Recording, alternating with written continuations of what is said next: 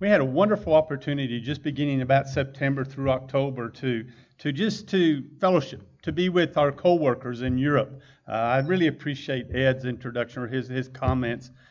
Europe is a unique place. It's a place where there was a great deal of evangelism that was done right after the Second World War. Some great pillars of the faith, great missionaries that went there and worked. Klein Payton and Royce Sarton and boy, the list could go on and on of those that went. But now things have changed a great deal in Europe, and there's not so much the evangelistic thrust. And it's very easy for many of the missionaries there to feel very alone and struggling in what they're doing. I think now there are maybe only 6 congregations in the entire nation of France. There's probably only maybe, how many are in Tim Company in Austria? I only know the one in Vienna is all that I know of. There's just so very few works that still are there and being maintained and they're going on. But in all of this, we began in September by going back to celebrate the 20th anniversary of the Ukrainian Bible Institute. Began in 1997. We went back, and it was good to be back there and to see a lot of good friends again and just spend time in fellowship with them and all the work that's been done. We have graduated over, oh my goodness, 160 preachers that have graduated from the school in the 20 years, hundreds of congregations that were established and works that were put forth and done there. Much of it was disrupted by the war in the East. We've had to move the school up to Kyiv, but the Lord has continued to bless that work. And it continues to grow with over 30 students that are there and still continue to reach out to the refugees there. It was back in 1997 when Marge and I moved over there 20 years ago. Back in 1997, we were working very well with a ministry that was going on there at Westgate down in Abilene. I always like to get pictures of cute girls when I get the chance. But, we were there in a very successful, growing ministry in Westgate down in Abilene, and that was how we began the year in 1997. And then in February of 1997, I got a phone call from a man named Truman Scott. How many of you can probably say that same thing, that you received a phone call from Truman Scott? By June of 1997, we had moved to Ukraine. We were going there to direct that new work. In that time from February till June, a lot of things took place. I think I told our students earlier, it's amazing to see how God works. And I had put it before God saying, if this is what you want, if this is what you intend for us, then the pieces will come together. And between February and June, let me see, we sold a business, our daughter got married, I had back surgery, and we moved by June of 1997. And so the Lord and we find out, the little thing was we found all of our support to be able to go. And, that everything just kind of came into place 20 years ago. It's just amazing. Amazing how God can begin with that and do some amazing things through the school in Ukraine, through other things that we've been a part of since then. I firmly believe that if you're willing, God can do some amazing things in you, both big and small. It really doesn't matter the size. It's just a matter of letting Him work in your life. And a matter of you opening your eyes and seeing the opportunities that are there. That's what we wanted to accomplish in Mainz, Germany. This was really kind of born out of a meeting back in November, a refugee workshop or refugee conference that was held in Athens, Greece. And I attended there and several others were there. And in that process of visiting and talking, Bill McDonough came to me and he said, did you enjoy the conference? I said, yes. He said, did you enjoy the fellowship? I said, of course. He said, we need to do this again. This is what we need in Europe, is we need to be able to encourage those congregations that are struggling and help them to have fellowship and the common strength that they draw from that and help them to see the opportunities that are there. I said, that's exactly what I believe in, is because there are opportunities that are there. But often we turn away because we're afraid. We're afraid of those that are different from us. We're afraid of different cultures. We're afraid of the unknown. We're timid and we're withdrawn. And we wanted to help them lift up their eyes and see the opportunities that were present there in Germany or in the world around them. So we set a place in Mainz, Germany in October 4th through the 7th this year. We finally settled on Mainz. There were several other places we looked at, but we selected Mainz because of its location, its availability. It's just only 20 minutes outside the Frankfurt airport, so it was easy to have access to. And then we began sending out invitations. I wasn't real sure how this was going to work. I had never organized anything like this before, and we were working with three other partners in doing this. And so we just blanketed and sent out as many invitations as we could to invite people to come and to enjoy being there and to learn from it. We were partnering with Partners in Progress, World English Institute, World Bible School, and Sunset were the four sponsoring partners in this. What we agreed to do, and this began back in Athens, we all agreed that we would take an equal part, and we would invite people to come, and we would offer to sponsor or scholarship 2 people from every congregation, that we would cover their lodging and their rooms if they would provide their transportation to be there.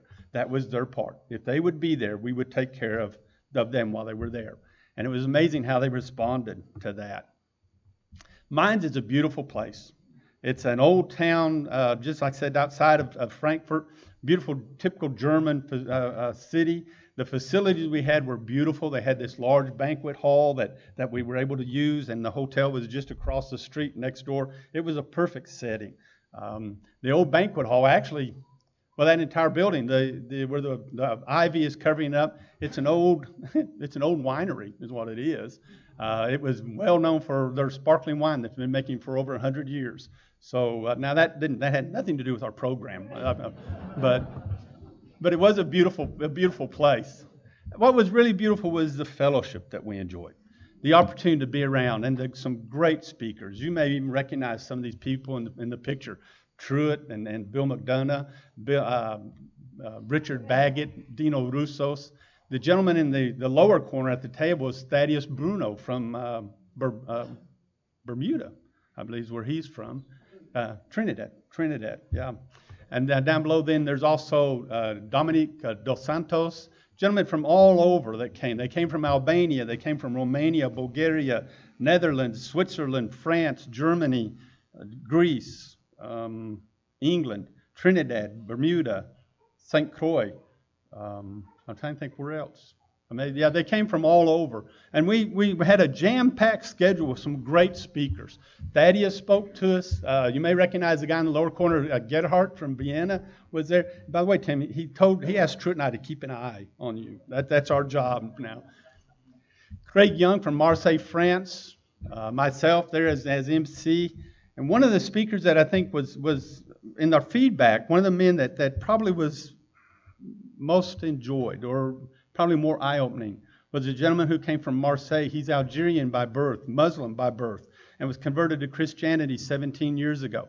To hear his story of what he has personally gone through and suffered in that process in his journey of faith was just amazing. I think it helped people to realize that others of other nationality are just people. They're just people like us. They have families. He told us about his little girl. He told us about his family. Told us about the separation between he and his brothers and his father and his mother that want nothing to do with him anymore. The price that he has paid for his choice of following after Jesus Christ. He had told us about different Christians that he had encountered. And that was a learning lesson in that as well. But then there's, like I said, other great speakers. Clancy Atine, Albert Cook, Francis Habashi. And just a group that was there. It was a wonderful process. But I think of all the classes we taught, those were eye-opening. Those were beneficial. But I think everybody really gained the most from just the fellowship. To be able to sit around with one another and say, that's a new idea. I may try that where I'm at. Or tell me what you're doing here and how that's working. And share with me how this might work. Or what do you think about this? And just that opportunity to eat together, to spend those 2.5, 3 days together. It was just exciting for them to realize that they're not all alone. They realize that they have other Christians working there with them, going through the same struggles, fighting the same battles, and they could celebrate their victories and celebrate their struggles all at once together. It was a wonderful time to be with them. They got to hear about some great works, some good things that were going on. Yeah, there's Molly Davidoff, Molly and Annabelle. The great works in Poland. I left out Poland. You have Ukraine, Russia, where they came from. Just wonderful fellowship. From the singing to, even after it was over, people didn't want to leave. The last night when we had the closing prayer, they gathered around in that lower right-hand corner. They gathered around and they just kept singing. The brothers from the Caribbean began singing, and others from the churches joined in with them. And we were all standing in a circle singing Christian songs. It was moving. It was really very special. The song group that came from Marseille, France, did a wonderful job. The choral group, just incredible. It was really an incredible experience. So we asked everybody. We said, what did you learn the most? There was 100 people that came together, representing 58 congregations from 21 nations that were there. It was I think of a success. I believe so. I believe with the feedback we received and everything that it was a great success. They got to hear about works like Bremen, where they're reaching out to the refugees there, the Muslim refugees, and bringing them in and encountering them. They got to hear about Vienna and the work going on in Vienna. That helped them to realize that it's not impossible to reach out to those of a different faith. That the world of Islam is not a wall and a barrier. That it is a foundation that is crumbling and it's falling apart. And the Islamic people are searching for the real love of Jesus Christ. That's what they want to hear about. And that's an opportunity to reach and to teach them. Going back, there was one picture. While I was there in Bremen, Alfred he was teaching a lesson about who is Jesus. And he put 3 questions on a whiteboard. First he said, what does it mean that Jesus is the Son of God? And the second one was, can we trust our scriptures? Is the Bible reliable? And the third question was, what does it mean that Jesus had to be like us? And it was amazing, because those are 3 foundational questions to Islam. And at the end of all of that lesson, it's an audience of about 30 people that were there. He said, all right, the real question comes down to, who do you say Jesus is? And virtually every one of them said, Jesus Christ is the Son of God. An amazing progress that's taking place. They're open and they're teachable. The same thing is taking place in Vienna among Muslim immigrants that are there, Russian immigrants that are coming in. Amazing works that are going on. And then the things they got to see. They got to hear about Rosemary down in Athens, a Kenyan woman who graduated from the school in Athens, who mobilized an army of other Kenyan mothers. And they're feeding between 600 and 1,000 people every week in Athens. They're going out on the street and they take the food to them on the subway. They load it on the subway and take it out to a subway stop and take it out and set it up on tables and begin serving men, women, children, drug addicts, AIDS victims, everybody. It's wide open, just to express to them the love of Jesus Christ. And they got to hear about the book fair down in Cairo, Egypt, where Albert and Francis hold a book fair twice a year. And they just open up and invite people to come in and to to buy books, to give them a gift. And they come in, and in that whole process, over the past 2 years, they have distributed 30,000 New Testaments in Cairo. 30,000. In Cairo it's the same city where the largest Muslim university in the world is home, in that place. And they're handing out New Testaments there in Cairo. So they got to hear about all of these. And then at the end of this, I asked them, I said, well, what do you think? What did you like most? We handed out a survey that we allowed them to answer anonymously. And they turned it back into us. And here's some of the comments that they got. I love this wonderful time spent with my brothers and sisters. That was something that was on virtually every one of the surveys that came back, was we loved the time with fellow Christians. I love learning about many of the new possibilities to reach out, to open up their eyes and to see the opportunities are there, not the challenges, but to see the opportunities that are present. I love hearing from people like Khalid, and they said it was an incredibly moving story, and it was. It is. He continues to live that out. The city of Marseille I've heard statistics that it is 60% Muslim in the city of Marseille. The opportunities are there. I love learning about services, the resources from World Bible School and World English Institute. If you're not familiar, they're not antiquated. These 2 services have opened up. They have some remarkable resources that are available from the internet, from printed material that they can share when you go to the mission field. They're a great tool and a great resource to partner with. There was a useful information, the resources that we had. Many of them responded that they loved. Truett came and taught about how to establish leaders, the elders in mission churches, and they really enjoyed that. One man just wrote, I love this on the bottom of his survey, he just said, it's a little taste of heaven. And I have to agree. When I was telling Brad Pruitt about this, he said it kind of sounds a whole lot like Pentecost. And then I thought, yeah, it does. Sounds a lot like Pentecost. Just awakening to those opportunities that are there. So what about 2018? Go ahead and mark your calendar. October 3rd through the 5th is when we've set a date. Now where? That's still to be determined. We're looking at what we would love to do is showcase a congregation that is reaching out to the world, perhaps Vienna. We thought about Bremen, but it's a little bit cold in October in Bremen. We've had offers about Poland, but same thing, a little bit cold in Poland in October and November. But we want to do that. We want to, again, just help people to be encouraged, to encourage the churches that are there in the work that they're doing. God is an amazing God. And if you're willing, He can do some amazing things in your life.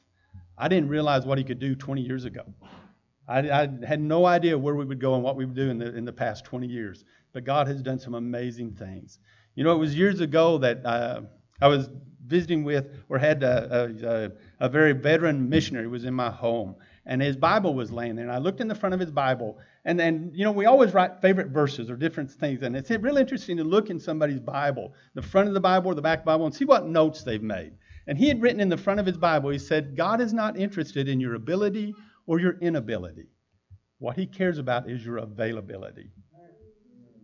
Make yourself available and see what God can do, because the fields are white unto harvest. Just lift up your eyes and see. Amen. Thank you, Doug. That was great.